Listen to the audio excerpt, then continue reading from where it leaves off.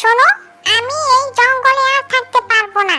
আমার এখানে কিছুই ভালো লাগছে না, বুঝতে পারছো তুমি আমার কথা? যদি শান্তি রক্ষা করতে চাও তাহলে আমাকে ওই পাশের জঙ্গলে নিয়ে চলো। সেখানে অনেক সুন্দর সুন্দর ফল বাগান ফুল বাগান দেখে এসেছি। 4 দিন পর পর কি হয় তোমার? কিছুদিন এই জঙ্গলে তো কিছুদিন ওই জঙ্গলে। এই সমস্ত কাজ আমার আর ভালো লাগছে না। তোমার ইচ্ছে হয় থাকো, না হয় চলে যাও। তাই নাকি? তাহলে আমি চললাম। আমার পেছন পেছন আসিস না কিন্তু। আজকে থেকে আমি এখানেই থাকবো, তোমার বাসায় আর আমি ফিরছি না। দেখো এইখানে কত সুন্দর মনোরম পরিবেশ, কত সুন্দর সুন্দর পশু পাখি।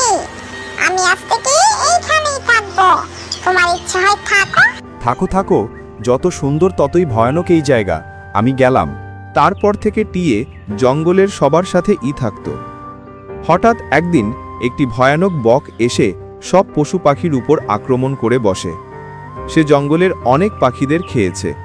এই সব কিছু টিয়ে গাছের ডালে বসে দেখতে পেল আর উড়ে চলে গেল পাশের জঙ্গলে, যেখানে সে আগে থাকত। তুমি এক্ষুনি আমার সাথে চলো।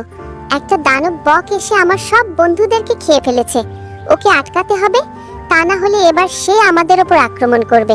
তারপর ওরা দুজন মিলে একটা বুদ্ধি বের করলো। চুপি চুপি বকের বাসার সামনে চলে গেল। সেখানে গিয়ে তার ছানাদেরকে নিয়ে চলে আসলো জঙ্গলে।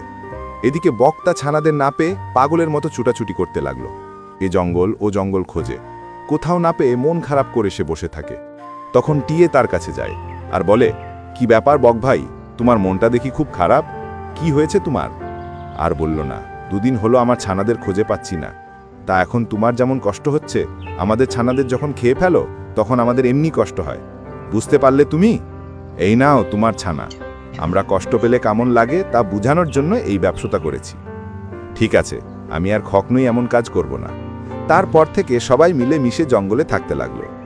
গল্পটি ভালো লাগলে লাইক কমেন্ট সাবস্ক্রাইব করতে ভুলবে না বন্ধুরা। আল্লাহ হাফেজ।